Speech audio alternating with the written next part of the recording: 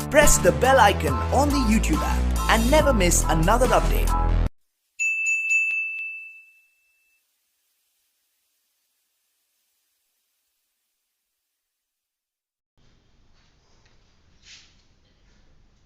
Good morning friends, आप सभी का हमारे YouTube चैनल ज्ञान मंदिर क्लासेज में हार्दिक स्वागत है। और जैसा हम अपने टॉपिक गति और बल के बारे में अध्ययन कर रहे थे और कल मैंने आपको बताया था कि गति की 3 समीकरणें दी गई थी, जिसके द्वारा हम किसी वस्तु की विस्थापन, वेग, त्वरण आदि का मान ज्ञात कर सकते हैं। तो उन समीकरणों को आज हम गणितीय रूप से, ग्राफीय रूप से सिद्ध करने की कोशिश करेंगे या समझाने की मैं आपको कोशिश करूंगा। तो सबसे पहले हम देखते हैं कि जब कोई वस्तु एक निश्चित वेग से, एक समान वेग से चल रही है तो उसको विस्थापन किस प्रकार से होता है। ये मान लिया ओरिजिन O होता है, ये x एक्सिस है, ये y एक्सिस है। तो अब हम एक वस्तु पर विचार करते हैं जिसका प्रारंभिक वेग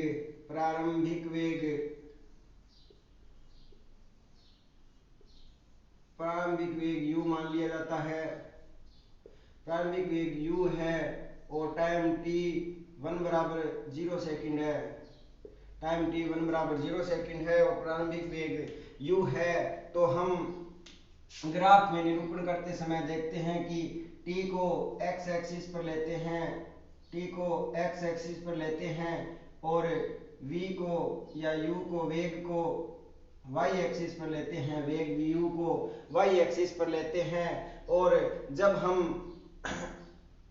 किसी वाहन को स्टार्ट करते हैं या तो हम देखते हैं कि हम एक निश्चित वेग से गति कर रहे हैं। तो टाइम t बराबर 1 सेकंड पर उसका वेग मान लिया जाता है कि उसका वेग v 5 मीटर प्रति सेकंड है। और टाइम t2 पर भी t2 2 सेकंड बाद हम देखते हैं कि उसका वेग भी 5 सेकंड है। इस प्रकार हम निरूपण करते हैं तो देखते हैं कि टाइम t बराबर 0 सेकंड पर वो वस्तु यहाँ पर हो सकती है। उसके बाद में अगर टाइम का मान बढ़ता है तो इस प्रकार से हम एक ग्राफ प्राप्त करते हैं। इस प्रकार से हम ग्राफ प्राप्त करते हैं तो इस ग्राफ को देखने पर एक बात सिद्ध होती है कि वस्तु एक समान वेग से गति कर रही हो। यदि कोई वस्तु एक समान वेग u से गति कर रही हो तो वह एक ग्राफ की में एक सीधी रेखा प्राप्त होती है। और अब इस ग्राफ में हम इस बिंदु को यहाँ पर मिलाएं तो ये हमारे पास A और इसको बिंदु B और इसको बिंदु C मानते हैं। तो अगर हमें बिंदु C की बिंदु B पर दूरी ज्ञात करनी हो तो हम सामान्यतः देखते हैं कि दूरी इक्वल टू चाल इंटू समय होता है। दूरी को अगर हम s मान ले तो चाल v मल्टीप्लाई बाई t हो जाएगा। इस प्रकार s बराबर यहाँ पर v u ले रखा है तो हम u लिखेंगे और यहाँ पर भी u लिखेंगे तो s बराबर ut। इस प्रकार से हम एक इक्वेशन से हम मान निकाल सकते हैं। लेकिन ये कंडीशन जब अप्लाई होती है जब वस्तु एक समान निश्चित वेग से गति कर रही हो। तो हमें दूरी पूछे तो हम वेग का और समय का मल्टीप्लाई कर देंगे तो हमारे पास दूरी का मान ज्ञात हो जाएगा। लेकिन यदि वस्तु एक समान वेग से गति नहीं करते हुए एक निश्चित त्वरण से गति कर रही हो तो उस समय हम दूरी और अन्य जैसे त्वरण का मान किस प्रकार से ज्ञात करते हैं। इसके लिए हमें गति की समीकरणों की आवश्यकता पड़ती है और गति की समीकरणों की आवश्यकता होने के कारण अब हम गति की समीकरणों का निरूपण करेंगे और उनके बारे में जानकारी प्राप्त करेंगे।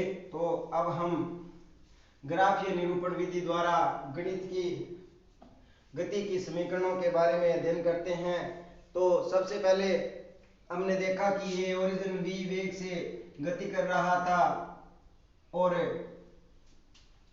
अब एक और वस्तु पर विचार करते हैं जो एक निश्चित त्वरण से गति कर रही है। तो माना एक बिंदु एक्स एक्स पर, ये एक्स एक्स पर टाइम t ले लिया और ये वाई एक्स पर वेग v ले लिया, वेग v ले लिया।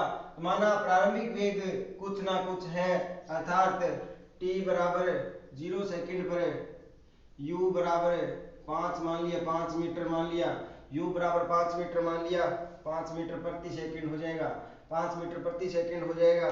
तो इस प्रकार से हम देखते हैं कि इस प्रकार 5 मीटर प्रति सेकंड है, उसके बाद में टाइम का मान बढ़ता जाएगा और वेग का मान भी बढ़ता जाएगा। इस प्रकार हमें इस प्रकार से एक रेखा प्राप्त होगी और जिसे हम नीचे एक्स एक्सिस को मिलाने पर इस प्रकार से एक आकृति हमारे सामने निकल कर आती है। अब हम दूरी और गति के समीकरणों को निकालने के लिए एक छोटी सी कल्पना करते हैं और इस बिंदु को आगे मिला देते हैं। इस बिंदु को आगे मिलाने के बाद में हम ये ओरिजिन O हो गया, ये बिंदु A, ये B और ये C और ये D हो गई और ये D, इस प्रकार से हमें प्राप्त होता है। और हम देखते हैं कि यहाँ तक तो जब कोई वस्तु स्टार्ट हुई थी उस समय तो वेग u था और अंतिम समय में वेग v हो जाता है। इस प्रकार से ये अंतिम वेग v और ये प्रारंभिक वेग u है। तो अब हम देखते हैं, अगर हमें इस पूरे एरिया का क्षेत्रफल निकालना हो या दूरी निकालनी हो, पूरे एरिया की दूरी निकालनी हो, तो हम सबसे पहले दूरी s निकालने के लिए एक यहाँ पर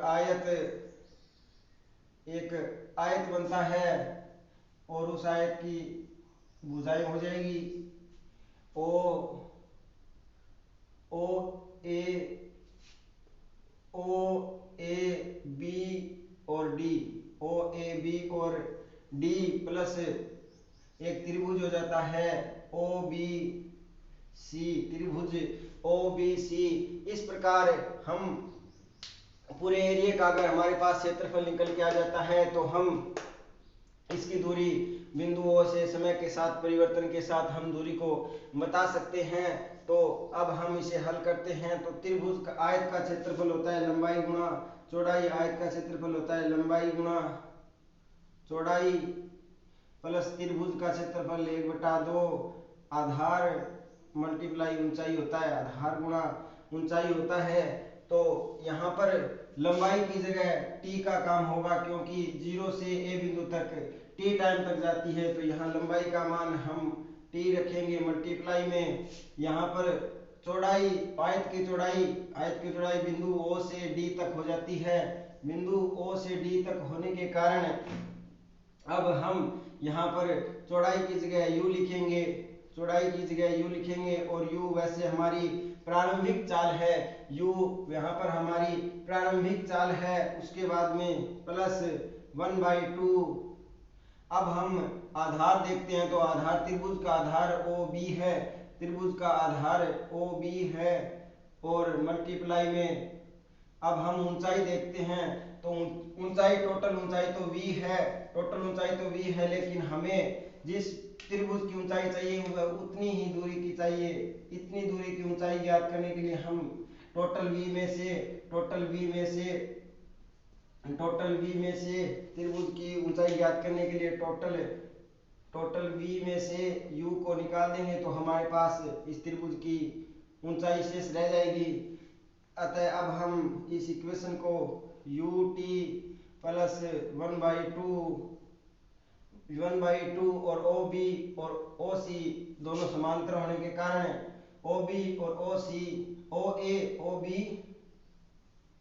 OA और समांतर होता है, उसमें इस प्रकार से चिन्ह लगाया जाता है। BD ये दोनों समांतर होने के कारण इसका मान t रख दिया जाएगा और आगे मल्टीप्लाई में v माइनस u हो जाएगा, ये इसके बराबर में s। अब हम एक अब हमने कल अध्ययन किया था कि त्वरण a बराबर v minus you upon T होता है, त्वरण a बराबर v minus you upon T होता है। और यहाँ से अगर v का मान निकाले तो यहाँ से v का मान निकालने के लिए हम a को t से मल्टीप्लाई कर देते हैं, v माइनस यू हो जाएगा और v equals to A T, और ये माइनस का u इधर आएगा तो प्लस v बराबर v प्लस यू अर्थात v बराबर u प्लस ए टी हो जाएगा, v बराबर u प्लस ए टी हो जाएगा, जो कि गति की प्रथम समीकरण होती है, इस प्रकार से हम आगे गति की दूसरी समीकरण को देखते हैं। तो हमारे पास यहाँ पर v माइनस यू है और ये भी v माइनस यू है, तो v माइनस यू का मान निकाल कर अगर यहाँ पर रख दिया जाए तो हमारे पास s का मान आ जाएगा। तो